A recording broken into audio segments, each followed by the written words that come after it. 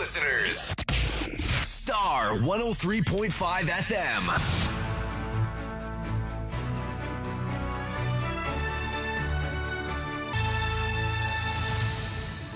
Hello, good afternoon, and welcome to the Starr Midday News.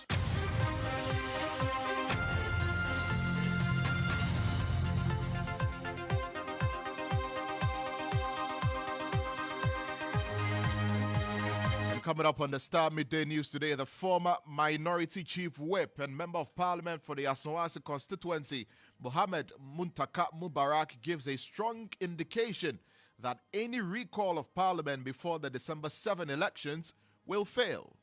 Even if Parliament were seated, I want to believe that within this week, Parliament will have to rise for election.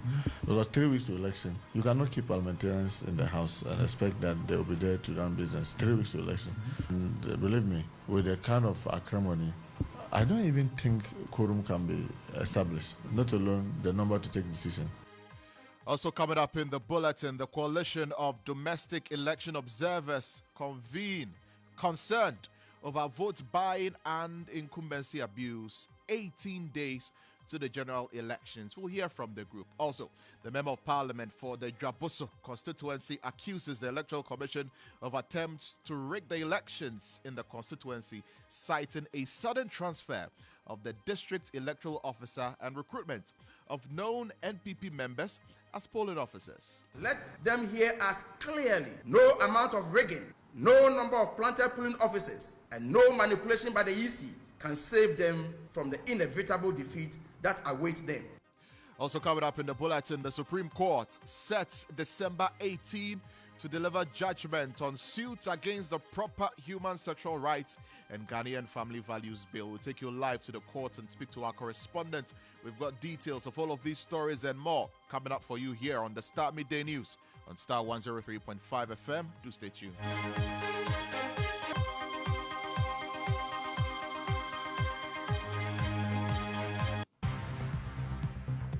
Starr News is coming to you live on Ultimate 106.9 FM in Kumasi, Empire 102.7 FM in Takrady, Zeps 95.9 FM in Zebila, Nissim 100.1 FM in Lamshao, My Star Radio in the USA, also live on Facebook on Starr 103.5 FM and on starfm.com.gh around the world.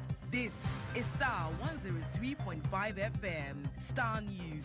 Informed, in depth, in touch.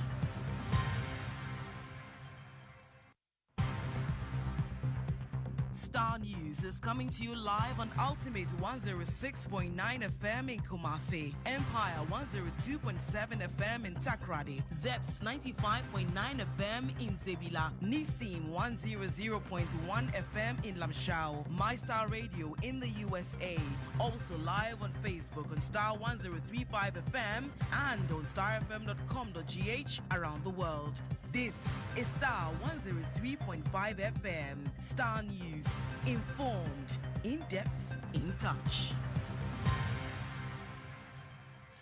Thank you very much for joining us here on the Starr Midday News. Do join us on Facebook as well at Starr 103.5 FM, where we're streaming live. We're also streaming live on TuneIn Radio. Let's begin the Starr Midday News bulletin from the courts because information reaching us indicates that the Supreme Court has set December 18 to hear the case, or should I say to deliver a judgment on the suit filed at the Supreme Court about the Proper Human Sexual Rights and Ghanaian Family Values Bill. And EIB Affairs legal correspondent Butala Nusa is joining us on the phone to bring us details from the courts as to exactly how the case unfolded today before the Supreme Court arrived at that decision on December 18 to deliver judgment. Butala Nusa, thank you for joining us here on the bulletin. What can you tell us about what transpired at the Supreme Court today? Well, Lantam, as we do know, two separate cases, one from Richard Delaskai and the other from Dr. Amanda Odoy. Both cases have been dealt with by the Supreme Court by way of the parties or the court hearing the parties. In fact, today, there has not been much submission by way of the argument. What happened was that the parties made references to their legal submission, their statement of case, memorandum of issues filed at the court separately on different days. Remember that they came to the court after they were out of time to come and seek for extension of time, which were granted.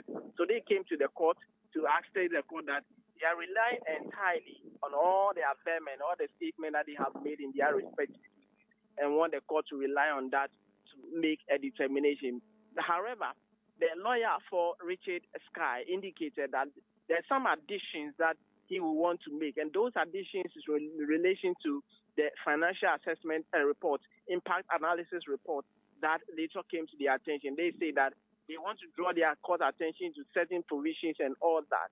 But Thaddeus Sorry, who is representing the Speaker of Parliament, said that could better be said if the court allowed the party to make submission by way of the plaintiff in the matter amending his statement of case and the respondent, that is the Attorney General, and the Speaker of Parliament also having the opportunity to reply by way of making written submissions by way of a supplementary sub-statement. The court presided over by Justice Lovelace Johnson. And in fact, let me put on record that if you look at the panel that has been dealing with the case all along this one, the interlocutory issues, we had the Chief Justice on board. We have Justice Mariama Owusu, who has since retired. Many will note that today's panel has changed. The 7-member substantive panel that is dealing with this constitutional matter has changed, and the presiding judge is Justice Lovelace Johnson. And the 7-member panel held that the plaintiff in the matter should file the amended statement of case by the 22nd of November, and then the respondent, both the Attorney General and the Speaker of Parliament, should also file a reply by the 27th of November.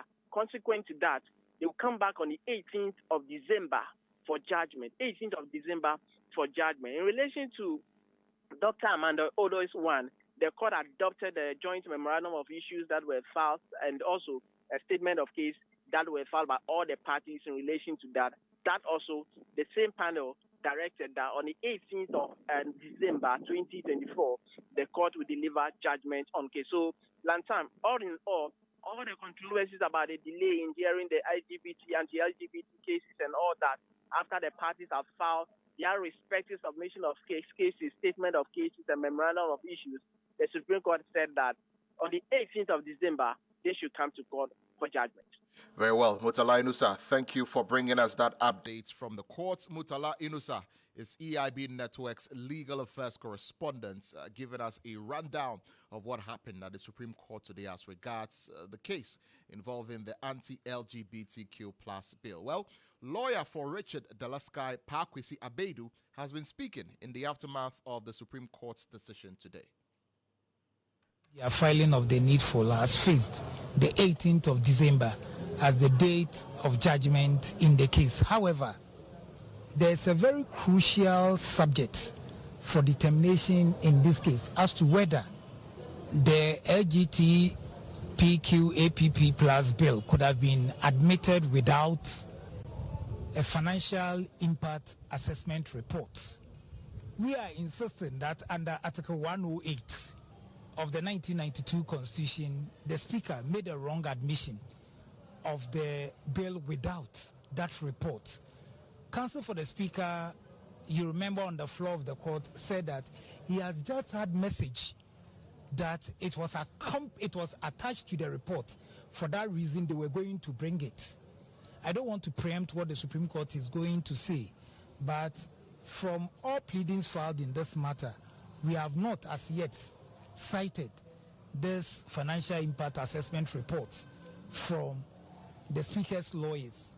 So to accentuate the fact that it is a mandatory requirement, we have gone beyond the Constitution to cite legislation backing the attachment of that document, and that is the Public Financial Management Act, which is Act 921. We have, yes, of 2016, we have indicated that by Section 100, subsection 1 of that law, the financial impact assessment report should have been attached. Then we have gone further to show that by even a subsidiary legislation, and that is LI 1373, that report should have been attached. And Regulation 12 of that law. That report should have been attached.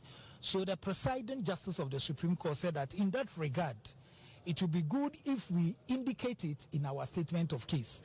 And that is what we've been asked to do between today and 22nd. And we promise the whole nation that we'll keep to that deadline. Pakwesi Abedu is a lawyer for Richard De La Sky, one of the two individuals involved in this case about the anti-LGBTQ plus bill at the Supreme Court. Away from that, former Minority Chief Whip and Member of Parliament for the Asawase constituency, Mohammed Muntaka Mubarak, has stated that he will not be appearing in Parliament if the Speaker reconvenes the House. This comes after Speaker Alban Bagbin suspended sitting indefinitely last month following his decision to declare 4 parliamentary seats vacant. However, after the Supreme Court ruled against Speaker Bagbin's decision, the majority in Parliament served notice to trigger another recall of Parliament.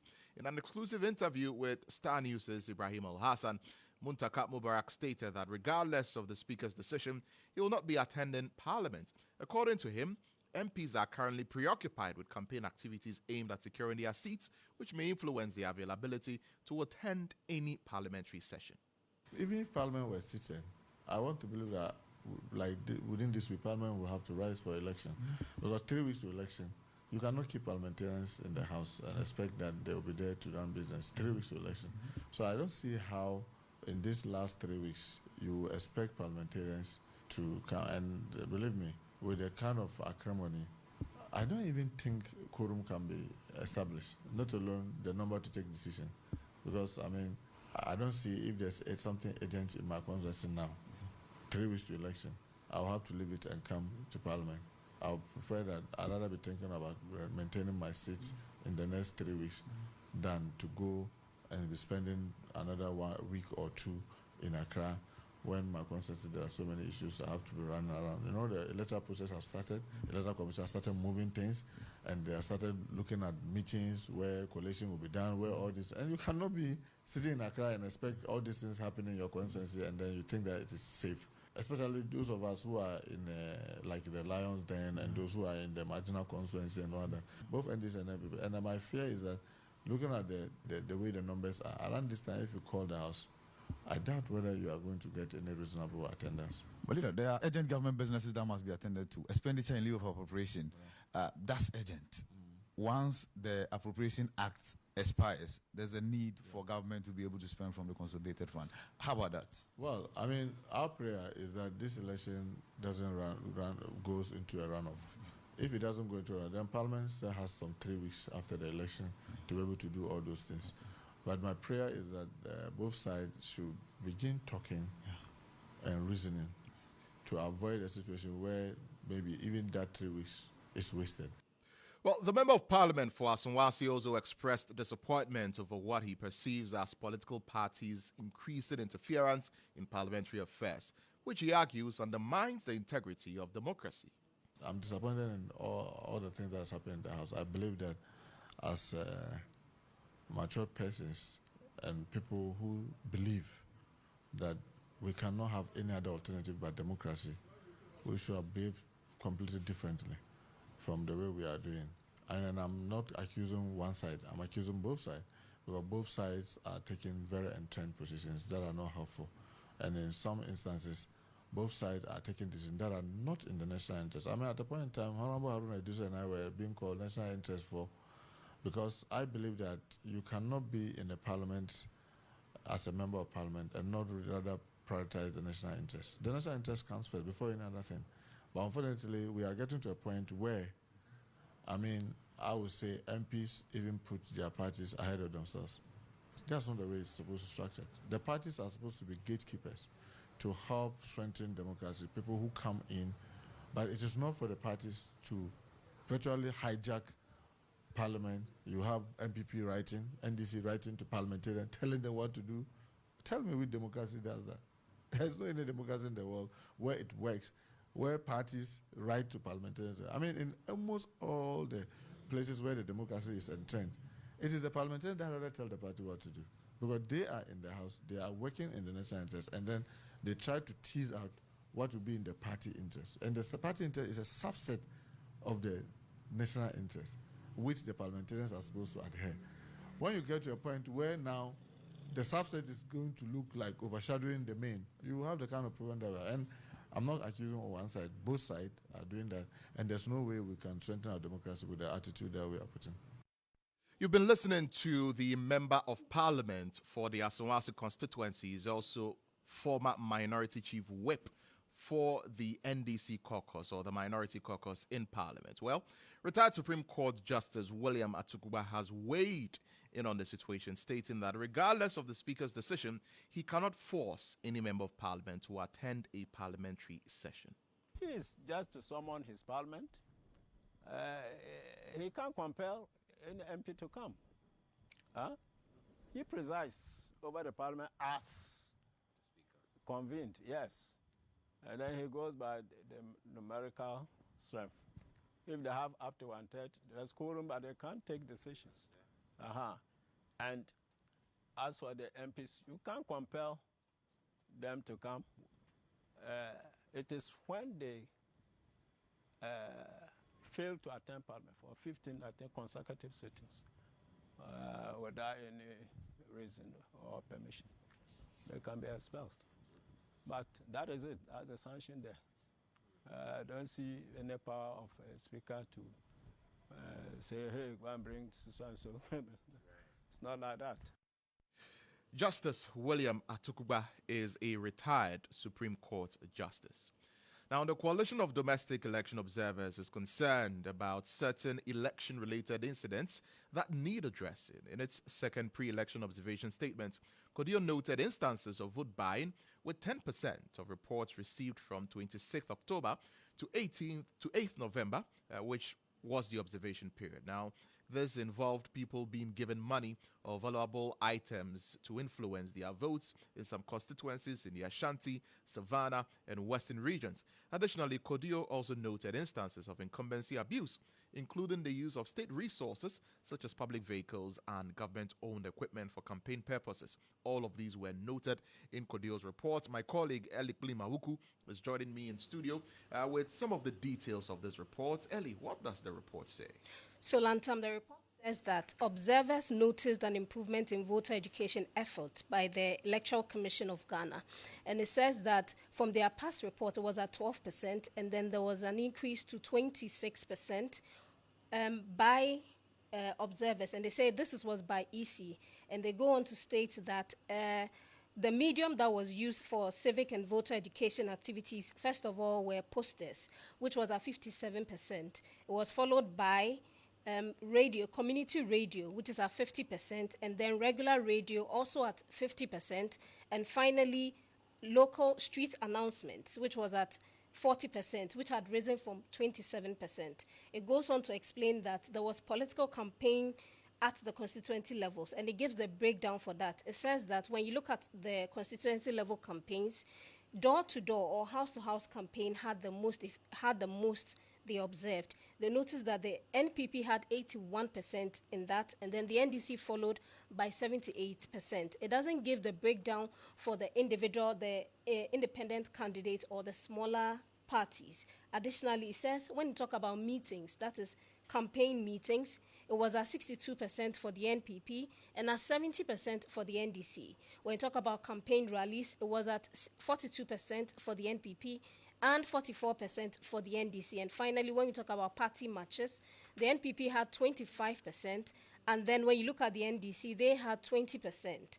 And it says that the focus of the messages was relatively similar. They look largely on education, unemployment, economy, corruption, food, and agriculture. And this cut across for both the NPP and the NDC. And when you look at what it says about security, it says security was relatively positive in 97 of these constituencies. Well, the report also expresses worry over incumbency abuse. What do they mean by that? Okay, so by incumbency abuse, they are saying that, you know how there are people who are already in that position and are contesting to be maintained in that position. So these people are the incumbents. And it says that when they went around observing, they noticed that the 11% of observers reported the use of public, which is state or local vehicles for campaign activities on behalf of an incumbent candidate. And they state an instance where in Tatale Sanguli constituency in the northern region, the NPP parliamentary candidates' flyers were being used as they were being branded on the government-led district road improvement program. That is the DRIP. So you remember during DRIP, they gave out, tractors and other machines for smoothing roads. Yes. Exactly. So they say in this constituency, for instance, posters had been posted on this as part of their campaign strategy, which ideally would not go in the favor of other people who are competing in that particular district. So that's what they mentioned as that would constitute as an abuse of incumbency privileges. Yes. Right, very well.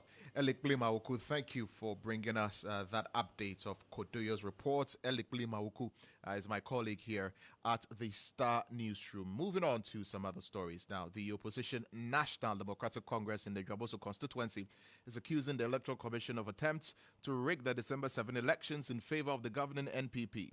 The party points to the sudden transfer of the district electoral officer and the recruitment of persons known as NPP members as polling officers to the ground. Now, addressing the media in the constituency, the Draboso MP, Kwabena Minta Akando, demanded the removal of the said NPP members from the list of officers, warning that a failure to do that would be a recipe for chaos.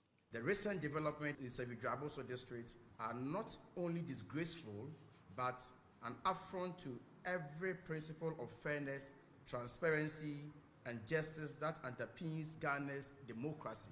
The sudden and unexplained transfer of the district electoral officer in this critical period, that is 1 month to the 2024 general election, is not just suspicious, it is strategic. In her place, a hand-picked replacement by Dr.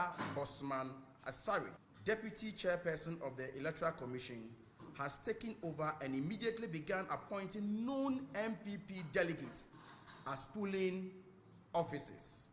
Let them hear us clearly. No amount of rigging, no number of planted polling officers, and no manipulation by the EC can save them from the inevitable defeat that awaits them. The people of Ghana have had enough, and they are ready to deliver a resounding judgment at the polls. 1. Publication and updated list of polling officers, which include photographs in compliance with the CI 127. Immediate removal of openly partisan MPP polling officers whose affiliations compromise their neutrality. 3. Correction of all irregularities in the list of polling officers, ensuring individual verification phone numbers for every officer. Let this serve as a warning to the EC. Ghanaians will not stand by and allow you to subvert their will. Kwabena Minta Akando is the Member of Parliament for the Draboso constituency. Now, the NDC parliamentary candidate for the Amenfi Central constituency, Joanna Jankujo, has lauded a decision by the incumbent MP for the Amenfi Central constituency, Peter Kwachiakwa, to withdraw from the parliamentary race. His withdrawal follows the decision by a high court to reinstate the candidature of Joanna Jankujo after an earlier injunction against her. The incumbent member of parliament says his decision is in the interest of the party. The NDC candidate Joanna Jankujo has been reacting to the development and has been saying that the incumbent member of parliament has acted in the interest of the party. You're still listening to the Star Midday News here on Star 103.5 FM. We are live across the country on our affiliate stations. Star News is coming to you live on Ultimate 106.9 FM in Kumasi, Empire 102.7 FM in Takrady, Zeps 95.9 FM in Zebila, Nissim 100.1 FM in Lamshao, My Star Radio in the USA.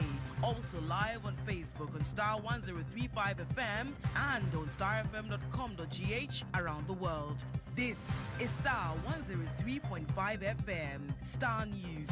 Informed, in depth, in touch. The Star Midday News here on Star 103.5 FM. Let's return to our earlier story where the coalition of domestic election observers is concerned over certain election-related incidents that need addressing. And in its second pre-election observation statement, Kodio has been noting instances of vote buying and, of course, incumbency abuse. Let's get onto the phone line and speak to Vera Abna-Ado, his programs officer with CDD Ghana and project coordinator for Kodio. Vera, thank you very much for joining us here on the Star Midday News. You say that there's been some improvements in voter education, but is this really reflective of the ground? What have you been observing? Thank you for having us. So, yeah, we've seen some marginal improvements in the voter and civil education as compared to our first report. And so, but we still have a long way to go. We have some few days, and we call that we intensify our voter and civil education. There are a lot of rules, there are laws and regulations guiding the election. And if you look at the voter statistics that the Electoral Commission gave, you realize that we are going to have significant number of first-time voters. So it's important that we do intensify voter education. What must you do when you get to the polling station? How do you vote? I think when we do this, we also limit the number of rejected ballots.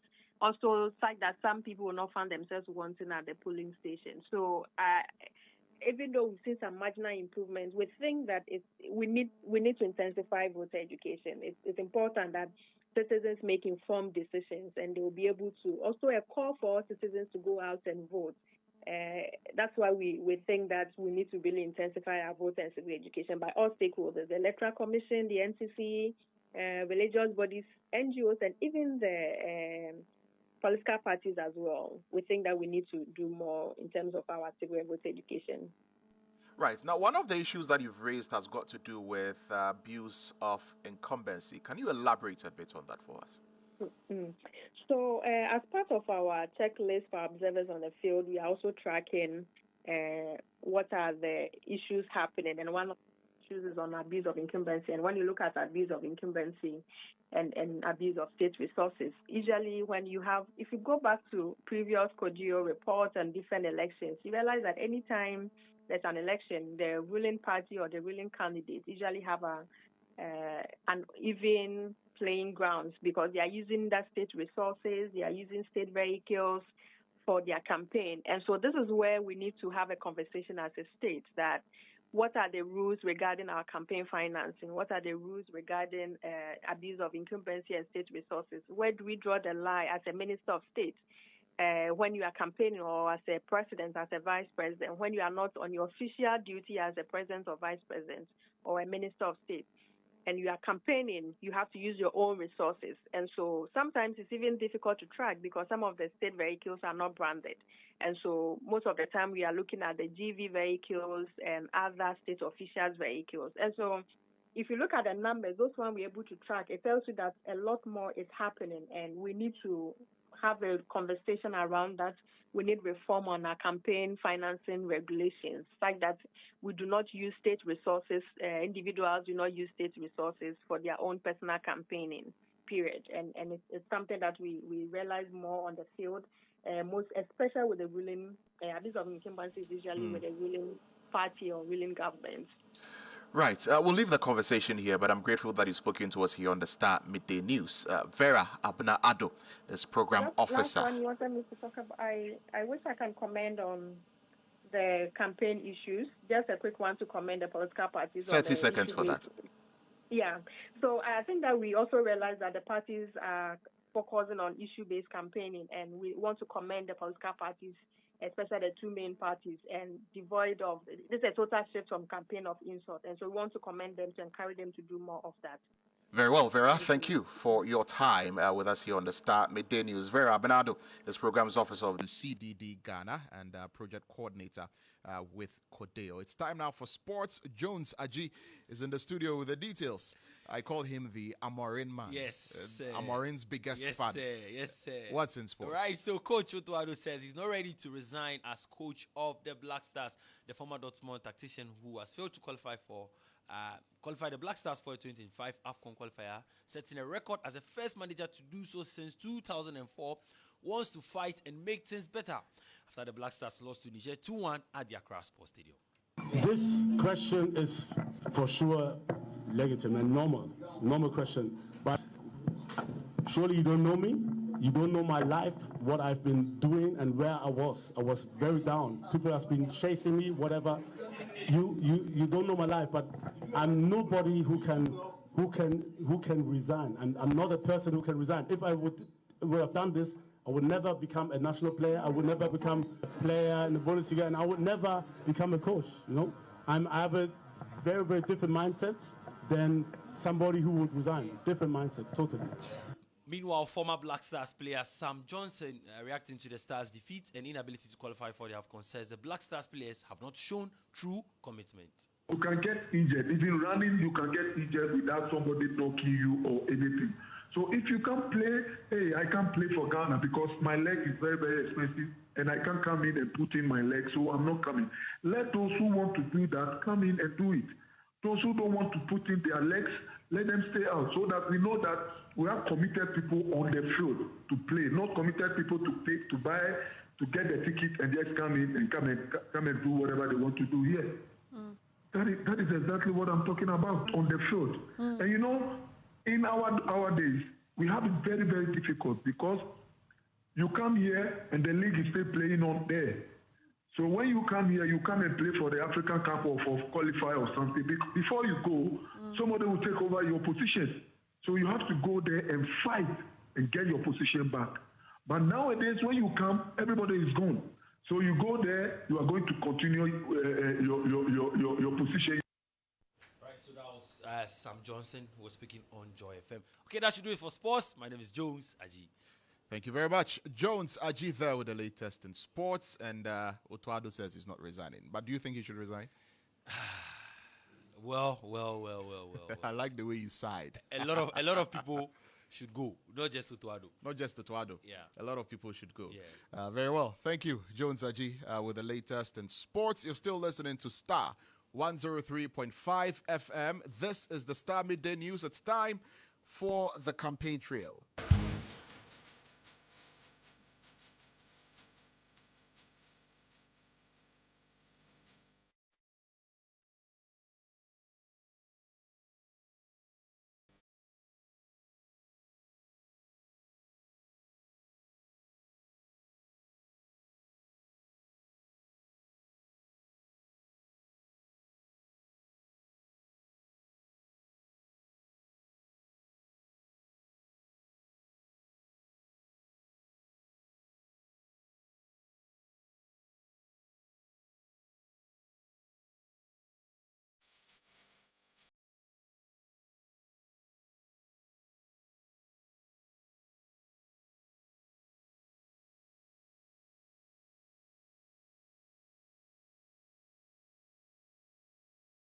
With 18 days to go till election 2024, you're welcome to the campaign trail here on Starr 103.5 FM. Political parties are crisscrossing the country. The candidates are crisscrossing the country to ensure that they're able to drum home their message to the electorate, to get the electorate to vote for them in the upcoming December 7th vote. Have you made up your mind yet? What is going to make you vote in this election? What are the issues that are important to you? What are you looking at? Are you looking at what the candidates are telling you? Or are you looking at what you've always looked at in every election that you voted? Are you a first-time voter? What is swaying your vote? Who are you looking at? All of these questions are always coming up because we've got just a few days to election 2024. And here on the campaign trail, we'll bring you every election-related story to make sure that you are informed about all that is going on the campaign trail here in this country. Well, on the campaign trail today, we want to begin from the camp of Alan Kojo Tremanting and the Butterfly Movement. The running mate for Alan Kojo Tremanting and the Movement for Change, Kwame Owusu-Danso, has denied reports that claim that Alan Tremanting was upset because he was expecting an endorsement from former President Kufuor. The clarifications come after videos of his party's flag bearer Alan Kojo Tremanting was circulating on social media expressing anger at former President Kufuor's endorsement of Alhaji Dr. Mahmoud Bawumia. Take a listen. Kofo kachen say President Kofo say no Baumia wonim da ben Kofa ni free wonim Baumia edwa ben na Baumia ya it work say he's the best person for you. I'm challenging President Kofo say what edwa paying na tie say I na me say on na Kofa no ba ana mebwa di edwa na Baumia di edwa na Baumia before also wo judge obi tie ye nipa miensa me fan say 3 top career ana wo de ato so insenieni. So I say, dear Joanna Baumia ye before also coffin by, also could read the paper be or baby, and Nuna Yejina so, at the back I said, dependent the president. Fast word, Waba Bemu, my minister under your government. So I say, Ansana may Babe minister no Grano Bono, or one can my wealth. So I say, President Kufo, answer me by minister.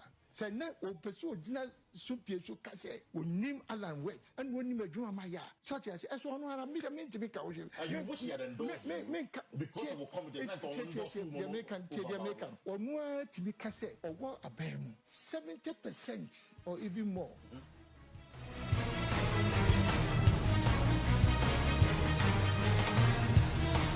So that's Alan Kojo Tremanting speaking in an interview he had on Oyerepa TV. Well, his running mate, Kwame Osudanso, says that Alan Tremanting was upset because ex-President Kufuor's posturing shows that he's oblivious to the current economic hardships in the country and not because he was expecting an endorsement from the former president. Kwame Osudanso spoke earlier on the Morning Star. Listen. Alan was not expecting any endorsement from former President Kufuor. But did he expect former President Kufuor not to speak at all? Well, I mean, not to say that, but you see, there are 3 leading candidates going into this contest. All of them have track records. I think the generality of the Ghanaian people are unhappy that the former president, one that we revere so much, a true statesman, will overlook the current economic challenges we are faced with and to endorse Dr. Baumia for a number of reasons. You will admit that prior to the 2016 elections, Dr. Baumia is the one who heralded and trumpeted, all the things that they thought they would be able to do when given the opportunity. Fast forward, the good people of this country listened to him and gave them an opportunity for them to come and change the economic fortunes of this country. Now, I think it's axiomatic to all of us what they have been able to do in terms of their mismanagement of the economy. And so for somebody that we respect so much to now tell Ghanaians that Dr. Baumia is the one with the magic wand to come and change the economic fortunes of this country, which he, together with his boss, have plunged this country into. And so, of course, Chief Alan, who is also in the race to becoming the first non-partisan independent president of this country, will be upset about it. Not because former president did not endorse him, but because former president is saying that he is oblivious of the current situation in which the generality of the Ghanaian people find themselves in, including he himself. And that is why I believe that, he got a little concerned and worried about the situation.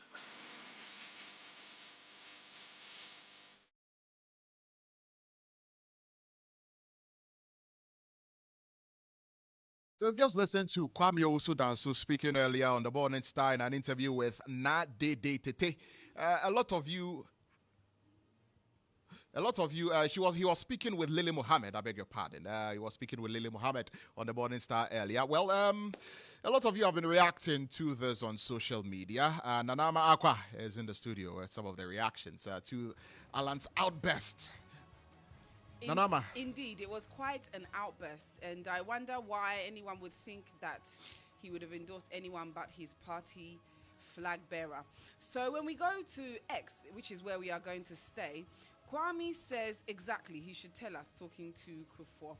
Then we have Ricky. He supports the post with one goat. Then we have Kojo says bitterness is indeed a disease. Parkwes, he says he doesn't owe you one. Carry your tetefly and do your campaign. Then we have Mr. Ati who says, but Alan, no, they say cheddar, they overtake in all the polls. I think we had that yesterday. Yeah. Yeah. And then TJ says, Alan is truly speaking in pain and the MPP guys have betrayed him big time. Then we have Big Rich, who has some 3 questions. Number 1, which political party does he, President Kufuor, belong to? Number 2, which party's candidate is he endorsing? And number 3, is Alan standing as a candidate for that party? Question 1's answer.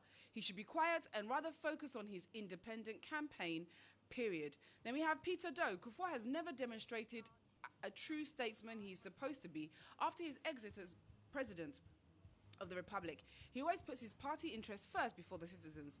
If hypocrisy is a human being, he'll be its grandfather.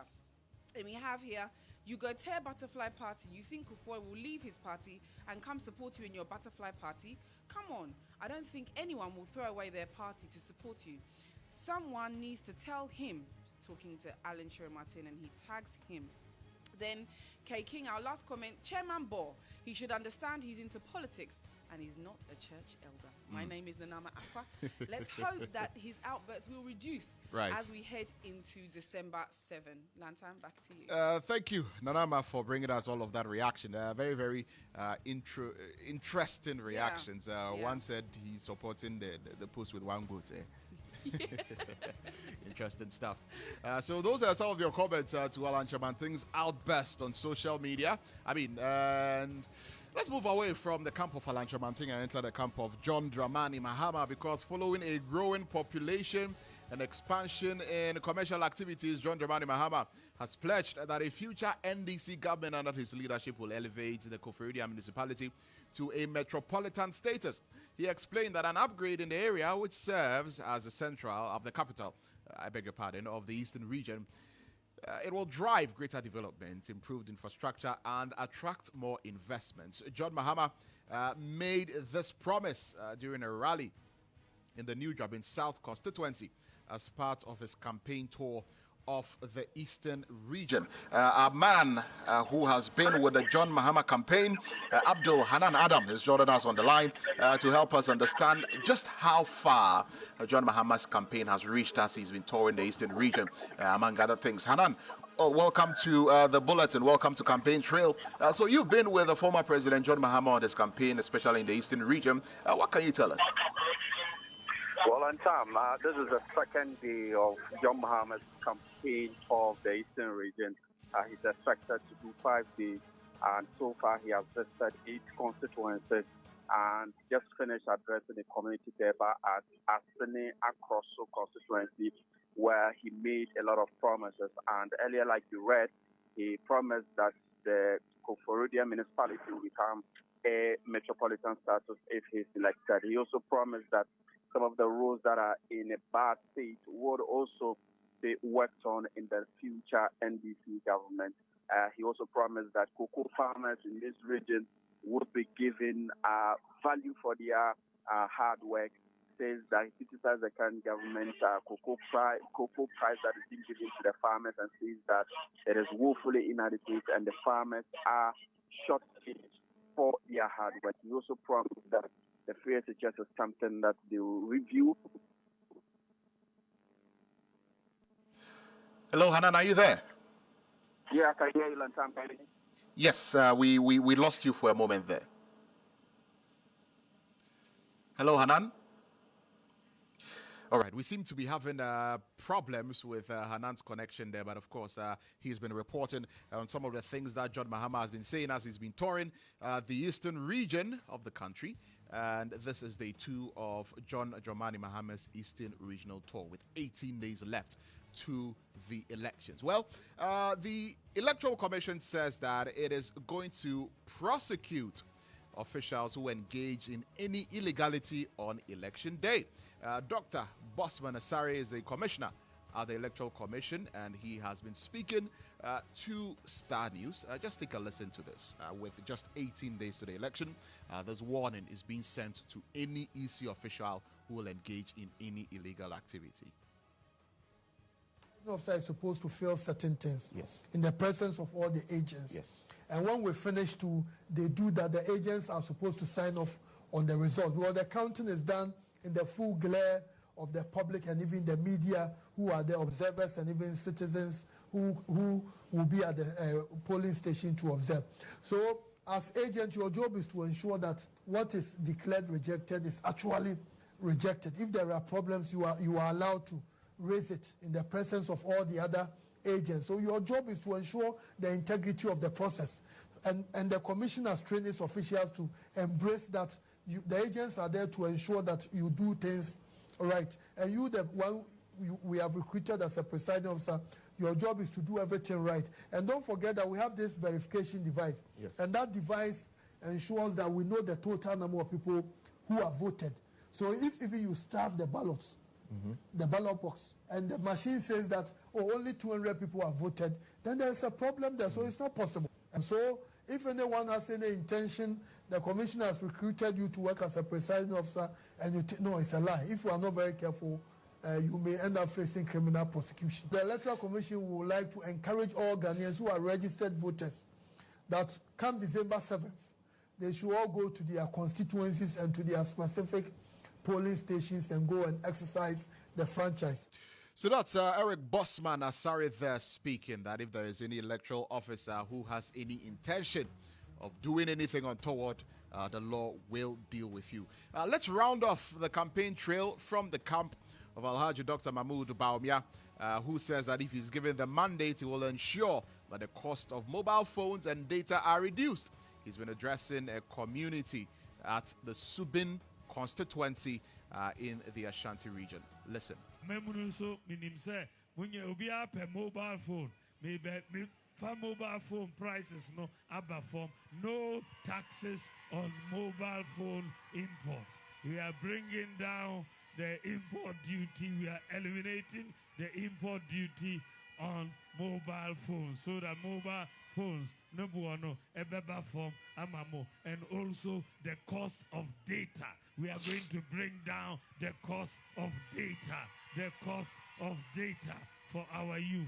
Namu itmenya and make you calls. So that's Alhaji Dr. Mahmoud Bawumia rounding off the campaign trail here on Starr 103.5 FM. Thank you very much for tuning in. And this is where we will end the campaign trail. My name is Lantam Papanko. Keep on listening to Starr FM. Have a wonderful day.